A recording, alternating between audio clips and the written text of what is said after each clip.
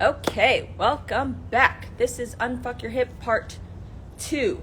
We are going to talk about instability of the hip and how we can properly address how to unfuck your hip when it's feeling just so tight all the time, but you stretch it and you actually have really good range of motion, but it's not working.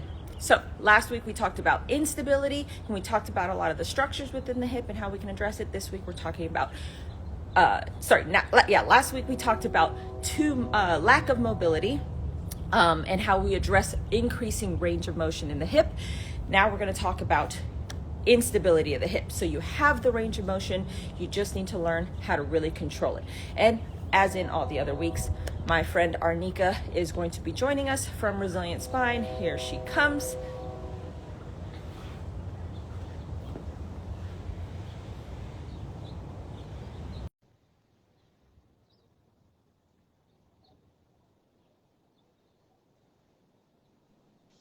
All right. There we are. Yes. We are in business. You can hear me, right? Because I have my AirPods in.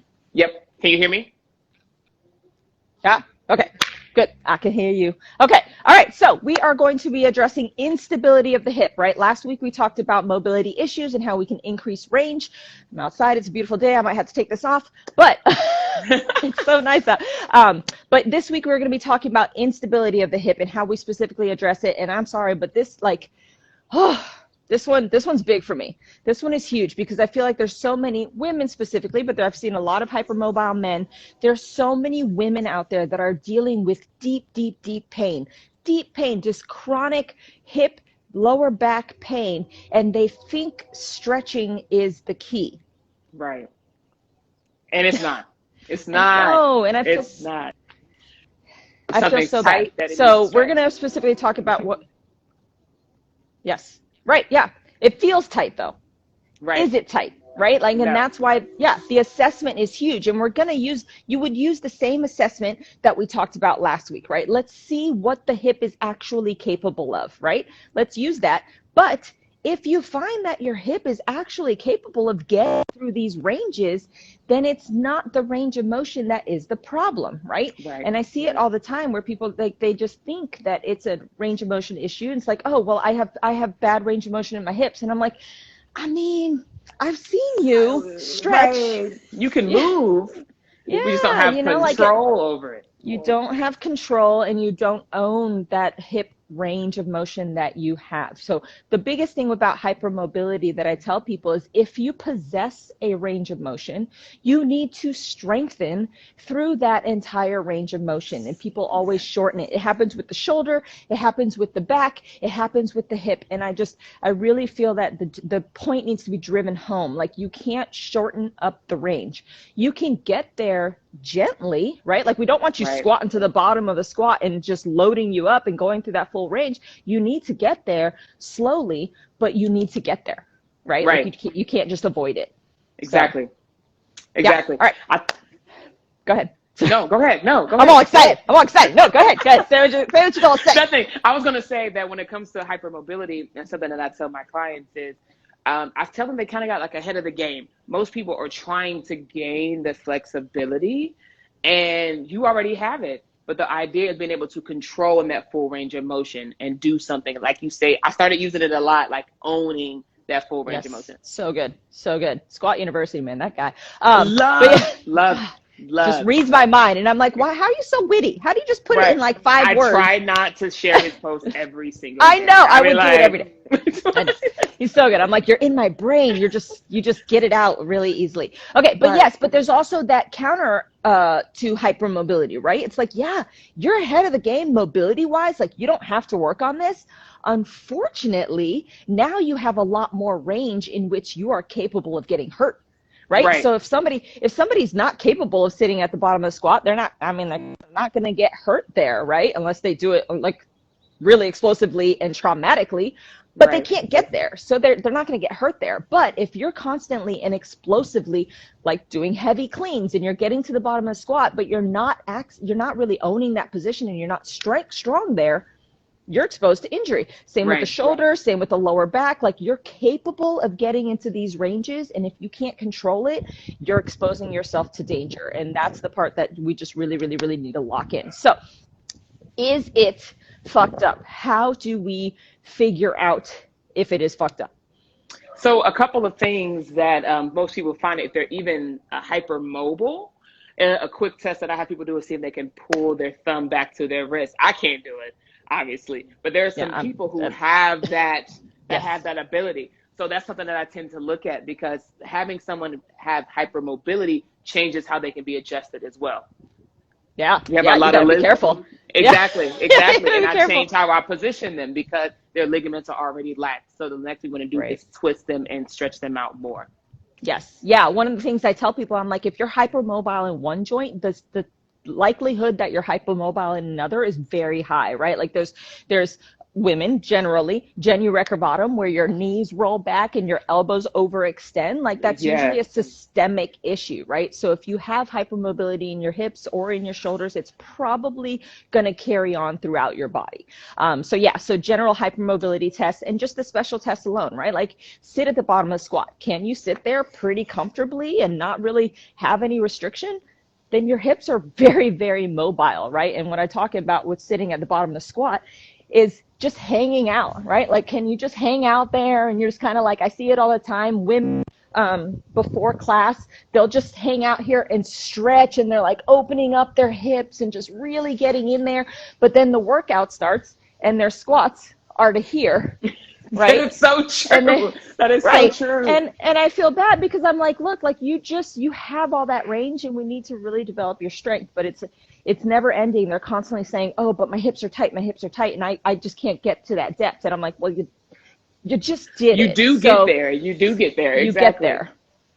Yeah. So I so think you yeah, have to is it change the fucked up? misconception of people think that tight, like you mentioned, that tight means to stretch, but tight can also mean weak. And that's Weak. something that I educate our clients into. Something means tight doesn't mean it needs to be weak. Something doesn't mean that it needs to be stretched. Sometimes it needs to be strengthened and just contracted in that range. Right. Absolutely. Yeah, tight is a sensation. Like there's Right. a whole lot going on from there. It's not an actual position or an actual effect of the body, right? Like it's just a Right. sensation. So we need to figure out why you're feeling tight. And if it's that's where the testing comes in. You have to attest. You have to assess before anything, right? So Right. yeah, is it fucked up? Find out if your hip is actually capable of that range. And that's internal and external rotation as well. Let's figure out where your hip can go. And if it can go very far, then we know that it's definitely a strength issue. Okay, so how do we unfuck it up, right? We know So, it's fucked oh, up. go ahead. How do we unfuck it up? Go ahead. Yes. So I know you were talking about this. We got to control it, and some in-range control is the best, which I've been learning a lot from you because I was that person that would just sit in the bottom of my squat. And I know that you kept saying, like, I can't have you hanging out there. You're not doing anything. I'm like, well, I thought this is where you're supposed to go. You're supposed to go to the Right. bottom. But I wasn't owning it. I can get there. But once you threw it in tempos, I was like, I can't control this. So Right. in range of motion and being able to control and go to your tolerance is a huge thing. Yeah, and that's where isometric holds are just top of the list for me. I don't let anybody do anything unless they can hold it, right? So let's get you into the position that I need you to get into. And then can you hang out there for 10 seconds at a time? Well, that sucks. Great. We're going to stick with 10 seconds. 20 seconds at a time. Great. You're getting stronger. 30 seconds at a time. But if the positioning falls apart, you're done, right? Like that's one of the biggest things is that in order to own a position, you have to get there and then really, really be conscious of you staying there, right? So there's no point in holding an isometric squat and developing strength if you're just sitting there at the bottom of your squat. Press out of it a little bit and see if you can then control it. And if you start buckling under the pressure, your time's up. Right. You're done, right? And one of the really good ways to really control that is to make sure that it's progressive, right? So we start a little bit higher, go a little bit lower, go a little bit lower, increase the time. Like there's progressions to it, just like any good strength program, right? Right. Yeah. Exactly. So there's the squat position, and then there's the split squat, right? Woo! That's You're getting real comfortable with that split squat. Listen, I'm gonna show y'all these videos later. When I started doing the split squat, it was shitty. Like now, learning how to do it correctly, and I'm feeling it on my back leg. The first time I did it right, I was like, this is intense. I've never felt this before. And after the second one, I needed a break. You didn't see that in the video, but I paused. No, it's I was hard. like, It's I hard. need to take a second. being able to control it through that entire range. And I've realized that as much as I've been working out, I haven't been able to do that. Right. Yeah, but it's also once you introduce the body to this, the progression and the strength comes very quickly, right? 4 weeks, 3.5 weeks in, and you're tremendously stronger, right? The body is strong, and you could be really, really strong, and you just have to force it to sit in these positions for a little bit. You have to, like you said, own these positions, and this is where that mind muscle connection and just really committing to being better comes in, right? You have to be patient with it, and you have to force yourself to sit in these positions so that you can then be better down the road. But the split squat, and what we're talking about with the split squat, is in your lunge position and then coming down to the bottom and making sure that you can brace and hold and stay in a nice stable position instead of falling into these unstable and dangerous positions, right? So it's isometrics, right? Exposing yourself to injury, and then just not getting bang for your buck, right? Like if you're going to go to the gym and you're going to work out, fucking do it right. Right? Like, let's work on this shit, right? Like, let's do it right. So, yeah, split squats, isometrics, squats, split squats, banded isometric squats, right? In order to really get you to engage with those muscles, let's put this band. I like to go below the knee. Some people go above the knee, whatever it takes for you to really feel what needs to happen in your body, right? So, isometrics to me are just huge, right? And cars, right? Yeah. Hip cars are super important. Sometimes when I show clients in this motion, they tend to arch their back, moving their hips around. And I have to tell them about slowing down and being mindful and feeling it. The one thing I love about your focus program is how much you say, feel it, feel the tension running through your body, about gripping that tripod down in the feet and pulling that ground. And I feel it, my hips opening up. So making sure that you're being intentful and mindful of your movement and feeling your body. Make sure that you have to be aware of what's going on in your hips before we can actually do anything about it. Yeah, that's probably the biggest thing that we really need to. We could have probably just stopped it with that. Right, that's it, right.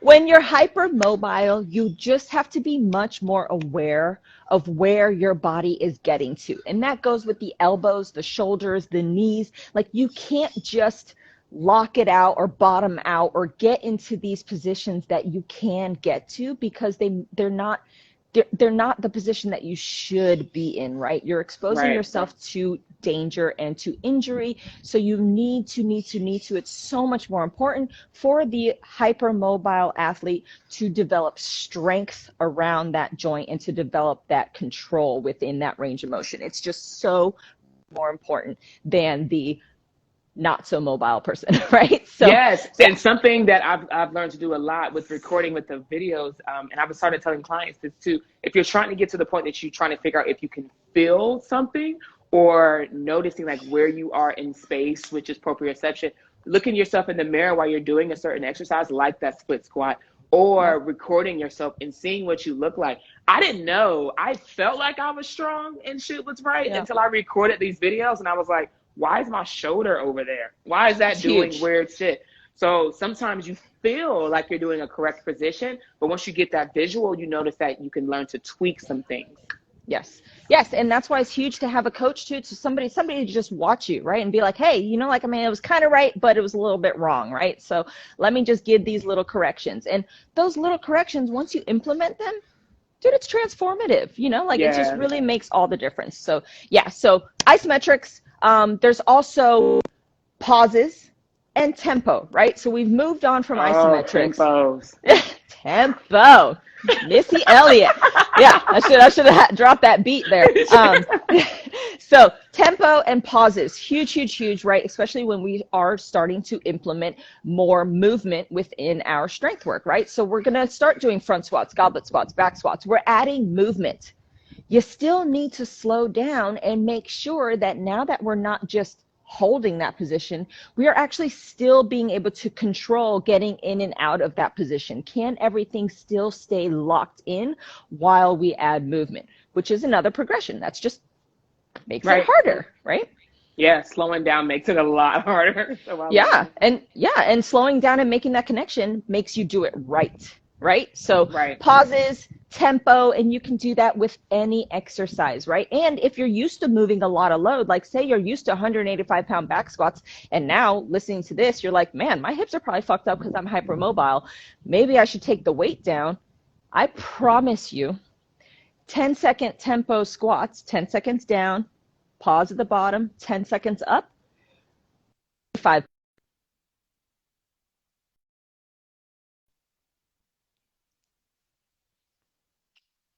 75-pound squats at 10-second tempo is going to be terrible, right? So you don't have to work at such high loads, weights, when you're working on really correcting your positioning. So if you need to take it down in order to fix your shit, go ahead and do so, right? There's other ways to make it challenging to your body, right? That's one of the biggest things. Sometimes we got to go backwards a little bit. People feel like you have to push more weight, and sometimes we end up plateauing or hurting ourselves. But if you regress back a little bit when adding in the tempo and the pauses, you'll notice that that 185 may not be anything, because now you can push and control through an entire range.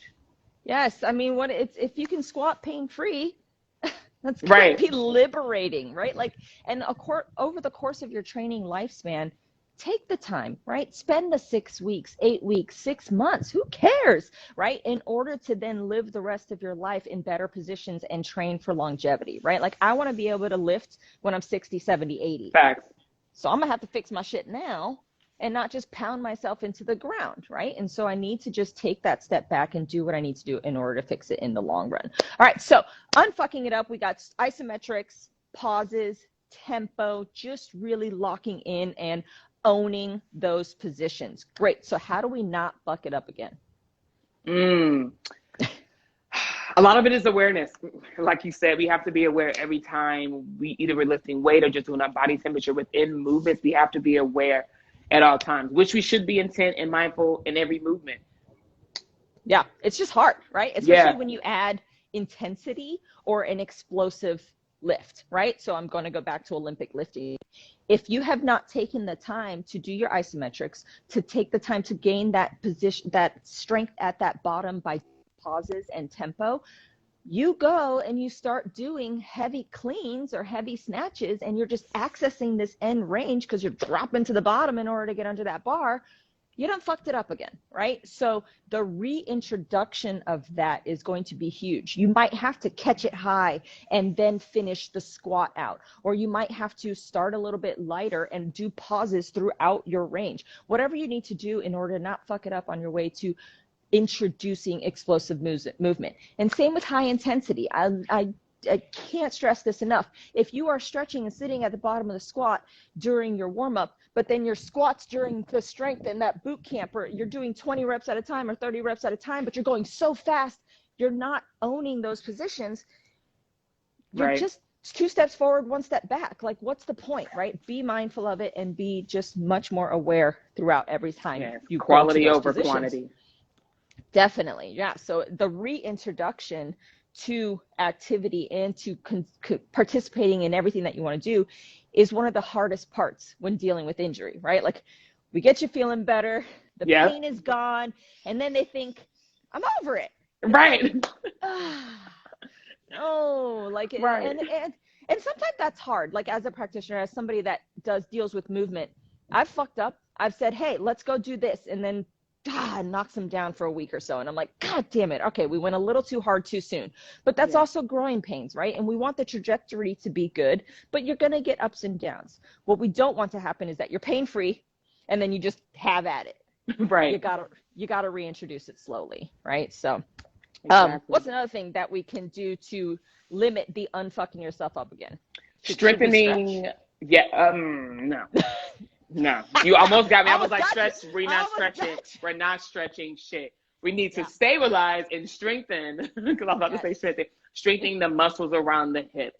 So a big thing is we tend to have like sciatic stuff, and we tend to stretch out that piriformis. But there's other muscles underneath our glute than just this one. So making sure that we're strengthening like our external rotators, which are muscles that open up our hips.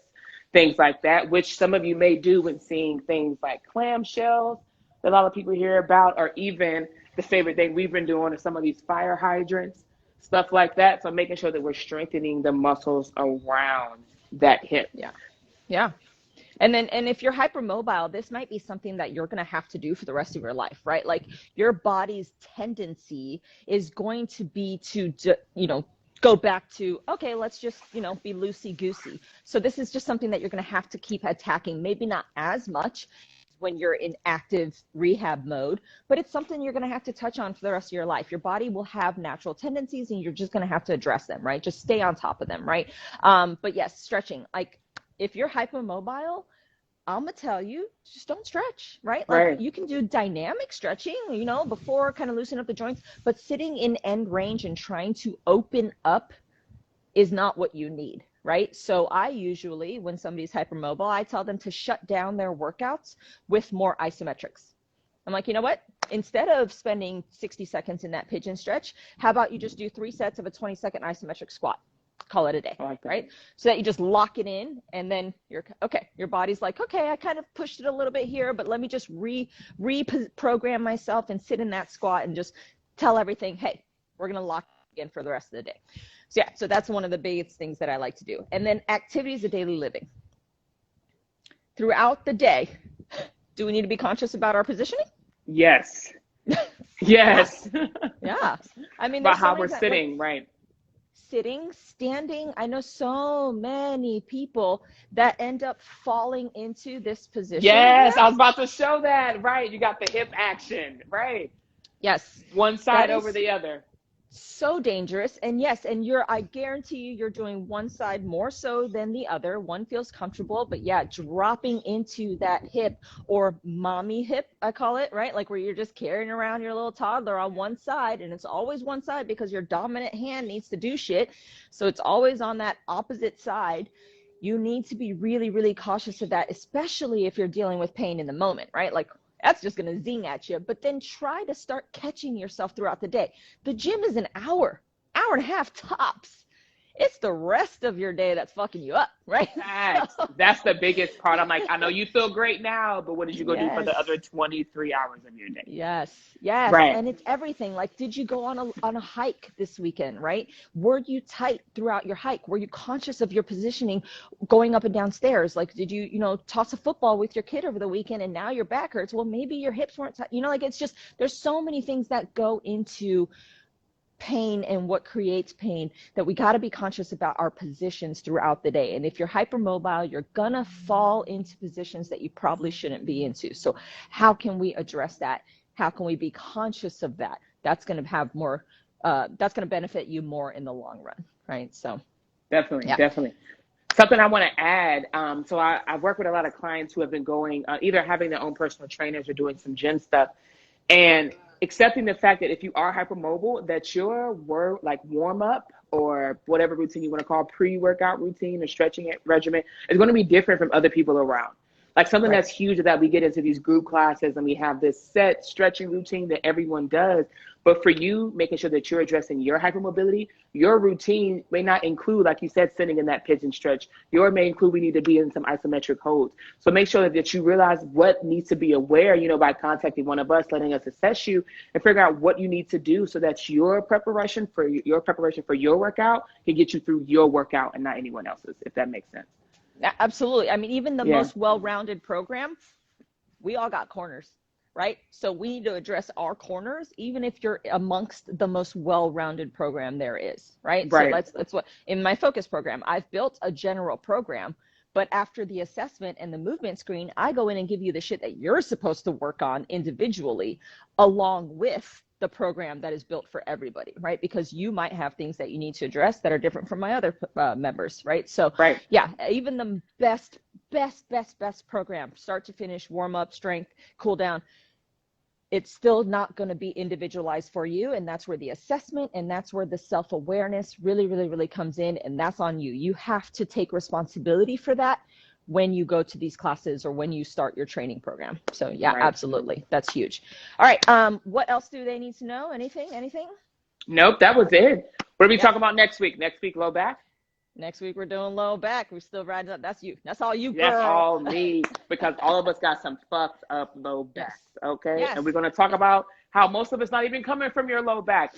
Could be your toe. Exactly. Could be your big toe. That was a few weeks back, right? So if you have any back issues or anything, please, please, please join us. If not, join us anyway, because there's always nuggets of goodness in there and things to take away. If you have any questions or you want us to more feedback, or you did the special test, they're on my Instagram. Do the assessments. Send us the videos. We want to look at those. We want to get you on the right track. If we can help, we can help. If not, we'll find somebody that can, right? So don't just sit here and watch these. Do the work, okay? All right, we will see you next week, Wednesday, 10 o'clock. It's been fun. Yes, bye time.